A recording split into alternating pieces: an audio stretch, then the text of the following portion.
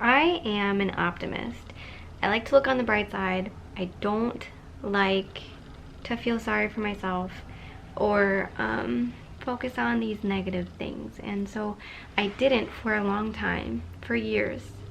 And then I discovered adult children of alcoholics and decided to go no contact, and it was like a slingshot. It pulled me backwards, you know, to shoot me forwards, of course.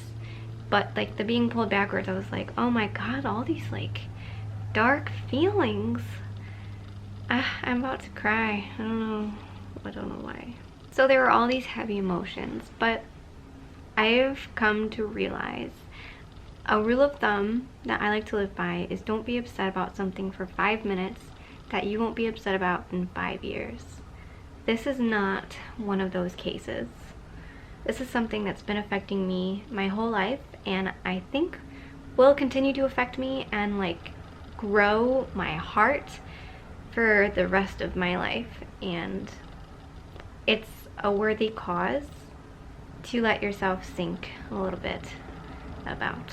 Hey, I'm Allison, and today I want to share some major internal shifts that have occurred within me since going no contact with my narcissistic mother 6 months ago. And then I want to share some feelings with you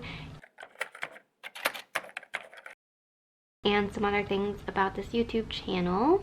So stay tuned, but first I'm gonna drop a doozy on you, and that is my first internal shift from anger to forgiveness. I have found pretty full compassion and forgiveness for my mom. I recognize her and everyone else as a soul just like me, pursuing their dreams. And unfortunately, she's been through some hard things in her life that have made her the way she is, and she's dealing with some pretty intense, unhealthy mental and spiritual problems. That does not mean that I want to subject myself to the negativity that is being in a relationship with her. I don't want to bring myself down like that. I don't deserve to be around someone, be in a relationship in which I am not enough, no matter what. So I am still no contact and solid in that decision. My heart tells me this is the way to go. But I've forgiven her, and I found it a lot of peace in that realization. Yeah, it wasn't even something I had to actively work on. It's just like something that naturally came about within me. One day I was like, wow, I am not really mad at her. Guilt to forgiveness. So I found compassion for my mom. However, I'm having a hell of a time finding forgiveness and compassion for myself. I feel extreme guilt for cutting ties with my mom. I think it's a part of our human nature to have a relationship with the person who birthed us, and society conditions us into believing that we need that relationship and we need to respect it no matter what. I think it's also very natural for children of dysfunctional families to feel guilty because we have a very strong desire for our families to heal and become loving and supportive ones. And I think that I personally always thought I could be the glue that held my family together and fixed us, but I've never been able to do that, and therefore I have deep feelings of failure and guilt. I also think that my emotions are manipulated to often feel guilt for my mom. I think narcissists do that so that you can't really gang up on them or get mad at them because you feel guilty for whatever it is they're going through. Whatever the case, I am battling with guilt feelings. They come in waves, very strong waves that come with the resurfacing of memories. That's been my biggest hiccup with no contact, I'd have to say. So like many things, I am working one moment at a time to forgive myself and move beyond this guilt and be at peace with myself, accept my decisions, accept my life, and I don't know, I'm working to forgive myself. Another major internal shift that is occurring all the time is this resurfacing of memories. Denial to acceptance. I shared a video a few months back on dissociative amnesia. I've come to learn that this memory loss, or like disturbance in storage of our memories, like changing of memories, is denial. It's the neglecting of seeing things as they are, seeing the pattern of chaos. Within this topic, I used to feel like things come up within me and like this dull pain would like happen in my chest. Either it was a dull pain or it was like an explosive outburst of emotion. But now I feel like as they come up, like I can healthily feel through them. And right, I'm not in denial. I am like able to face them. I'm not like disconnected from them or fearful of facing them front on. I know like, okay, this just arose within me. I need to take a close look at it, journal about it, connect dots, like feel my way through it. The memories that are a little harder to deal with are the good memories, because there were many of those. I had lovely memories with my mom. That brings on waves of guilt, yeah. But ultimately it's a really good thing that I'm remembering more of my life and keeping track of it so that I, don't forget it again. Yeah, it's a process, but I've come a long way. Something that's helping with the resurfacing of memories is speaking up about my inner universe with other people. Isolated to vulnerable. This is obviously a big thing that's going on in my life. And so when people say, hey, what's up? And this is on my mind, I'm not just like, nothing. I'm like, my family is a mess.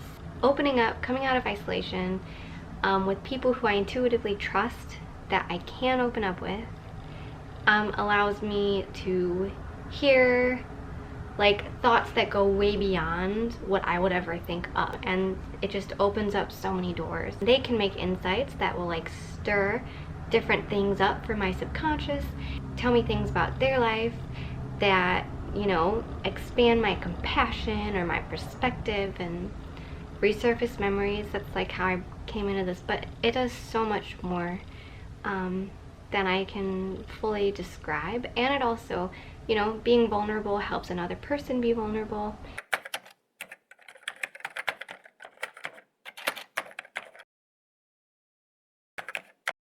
It's gained me the invaluable knowledge that I am not alone. Fully aware that I'm not alone, not only in having a narcissistic parent, but in just having a rough set of experiences that I now have to work through and grow through.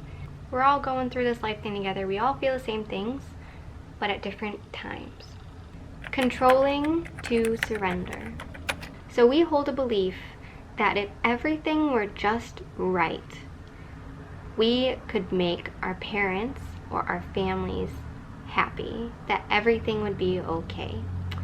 We also really craved everything to be okay for a while and the same and normal, and it never was. There was always another crisis, always another upheaval of everything that was beginning to settle. So we channel this desire for control, for everything to be a certain way, into our surroundings. However, we feel like a failure, again, because we can't control everything. We can't control our surroundings to be exactly right all the time. We can't control other people. We can't even control ourselves. And so we get this sense that we can't, and our lives become unmanageable. We totally lose control by trying to control too many things and it being impossible. I am releasing this by grounding down into the present moment, taking a deep breath, and surrendering to what is. Being okay with little messes. Being okay with not getting everything on my to-do list done. Being okay when things don't go how I plan on them going. Surrender is the name of the game. People pleasing to living my truth. So there's no one definite cause of narcissism, but there's a theory that in childhood, narcissists were praised for externalities, not on their inner worth. So they were praised for achievements or appearances or doing something right, very conditional, like, oh, you did this, you are given love, rather than you're worthy of love all the time. This is partly why narcissists seek out admiration and approval, and why they see criticism as attacking their very identity. This was passed on to us, lucky us, right? And we became people pleasers as well. I'm working on this through being aware of when I'm doing something out of the need for validation or the desire to give validation to another person. That's very common in myself too. Like, yeah, I guess that's a part of people pleasing, like needing people to approve of what I'm doing, but then also like approving of what they're doing so that they like me better. And anyways, I'm listening to my heart and like smiling and laughing just when I want to, not when I'm like trying so hard to live up to expectations that are totally imaginary and don't exist. Another part of this is asserting boundaries and not being afraid to do so, to say no, to go no contact, and to say what I actually want without getting guilt feelings for doing so. Victim mentality to creator mentality. Narcissists are often constant victims. They feel sorry for themselves, and I have a great video on that I made a few months ago if you want to go check out. There are 3 pillars to victim mentality. I think it's soft language, but I'm actually unsure about this. Soft language, I'm gonna look it up and I'm popping up the screen right there. But anyhow, I have shifted to having an internal locus of control. I am not a product of my circumstances. I am a product of my choices. So I'm changing my false self, my bad habits into good habits, exactly how they were formed, one choice at a time. And it's a slow process, but over time, I'm becoming my true self. I'm aligning with my actual values rather than living out the same old sad sob story that I've been telling myself for the past 20 years. People either make changes or they make excuses. I am not going to stay where I am. I'm not. So I'm gonna make changes and become a very happy and fulfilled human being. That is a mindset that the narcissist will never understand. Chameleon personality to fidelity. So my mom is often a different person depending on who she's talking to, or depending on what time of day she's talking to you. There's a whole lot of variables, and I think that we've picked up that trait as well. All these things I think we picked up from our narcissistic parent. But this one in particular, I'm a flowing with what's around me person. I'm very changeable, and that's okay, but I am trying to learn my values, figure out who I am, and hold true to them no matter what, and see what's the best version of myself, what makes that person possible all the time, and practicing being that person all the time, being less changing, being more of a grounded, solid individual, having integrity, having fidelity, yeah. I am just touching briefly on all of these shifts. If you want me to cover any one in more detail, I can tell you much more than what I'm sharing with you at this moment. I have balanced all of this really heavy, dark shadow work with light work. So by shadow work, I mean looking into narcissistic personality disorder and cluster B personality disorders in general, looking into my past, into things that have happened to me and decisions that I've made that I am not particularly happy about. By light work, I mean writing affirmations, journaling, making time to get out of my mind and into my body, grounding onto the planet through lifting weights, through yoga, through breathing exercises. A huge thing that has helped is spending time with a community that I'm cultivating, filled with people who love unconditionally and support me, taking good care of myself, and continuously telling myself that things are getting better. Things are getting better every day. I am happier every day. Life is good. People are good. There is love everywhere. There's opportunity everywhere. Things like that. So like, there's a lot of sadness that we're going through. You and I both, I think. But there's also so many things to be grateful for and to focus on if you're in a dark place. And I encourage you to not neglect those things. I once heard that a warrior is one who feels the weight of all the pain in the world balanced with like the weight of all of the goodness, you know, who can hold both of those in his heart at the same time. It was said much more poetically than I just said it, but you get the gist. What else?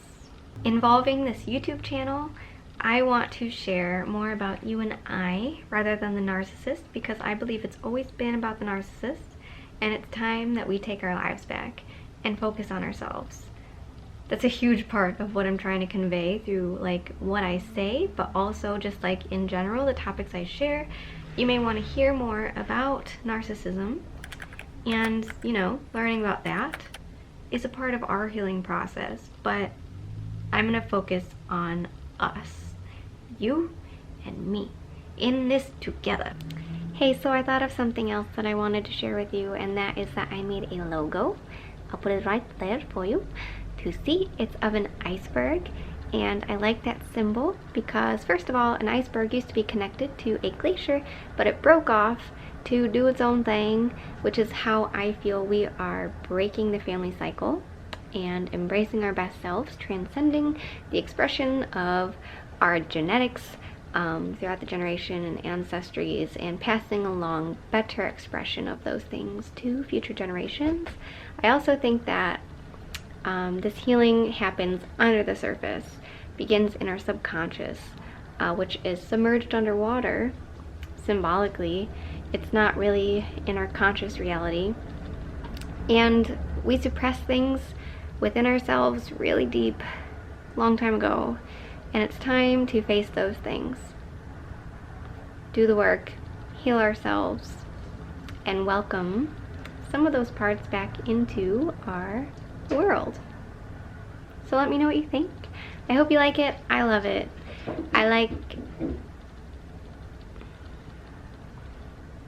My cat just fell down the stairs, it sounds like.